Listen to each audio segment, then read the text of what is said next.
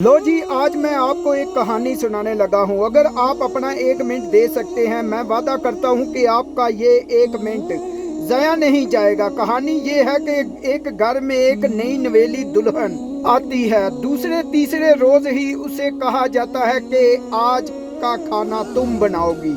बच्ची एफए की तालिबा थी, थोड़ा बहुत किचन का काम भी कर लेती थी और अचानक रिश्ता आया, शादी हो गई। अब जब सास ने कहा, वो उठी, 4 घंटे लगाए, जैसे तैसे करके सबका खाना बनाया। इल्म नहीं था कि ससुराल वाले कैसा खाना पसंद करते हैं। नमक मिर्च का सही अंदाजा नहीं था।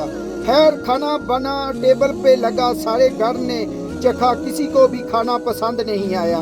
तो वहाँ किसी ने आहिस्ता से कहा, ये सीख कर आई है माँ के घर से। खैर, शाम हुई, शोहर काम से थका हारा घर पहुंचा। उसे कहा गया कि हम तो सुबह से भूखे बैठे हैं, बाजार से ही कुछ ले आते। फिर सहमी हुई बीवी की तरफ देखा शोहर ने, फिर उसने टेबल पर पड़ा खाना देखा, फिर सहमी हुई बीवी को देखा, फिर सबको देखा। मामला समझ गया, बाजार गया, खाना लाया, खाना टेबल पे रख के किचन में आया। वहाँ बीवी से पूछता है कि मुझे खाना ला कर दो।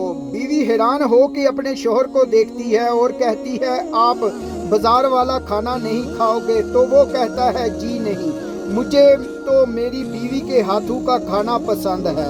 वो खुशी से खाना डाल देती है। अब जैसे वो खाना चखता है, वो इतना भी बुरा नहीं होता कि वो खाया ना जा सके, लेकिन अफसोस कि उसकी बीवी को इतना मार्जिन भी नहीं दिया गया कि वो अपनी गलती सुधार सके। अब हमें ये समझना है कि यहाँ गलती बीवी की भी नहीं है और ना सास की।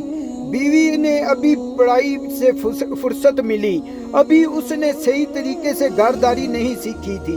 अब कसूर उसकी सास का भी नहीं है, क्योंकि उसने बतौर हाउसवाइफ अपनी सारी जिंदगी इन्वेस्ट कर दी, खाना बनाया और बहुत अच्छा पकाया। इस शोहर अपनी बीवी के हाथ का बना हुआ खाना खाने लग पड़ा और उसके एक अमल ने उसने अपनी बीवी की नजरों में भी खुद को मोतबर बना लिया था। खाना लेके भी आ गया बाजार से, फिर भी बीवी के हाथ का बना हुआ उसने खाना खाया।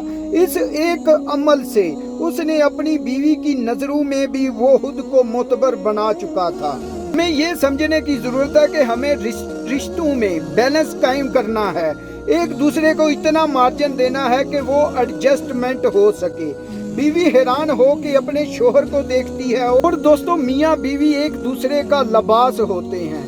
अगर लिबास खराब हो जाए तो उसे बड़े बाजार में उतारते तो नहीं, बल्कि उसे पेवंद लगाया जाता है, डांपा जाता है। और रिश्तों में भी पेवंद लगाना सीखें।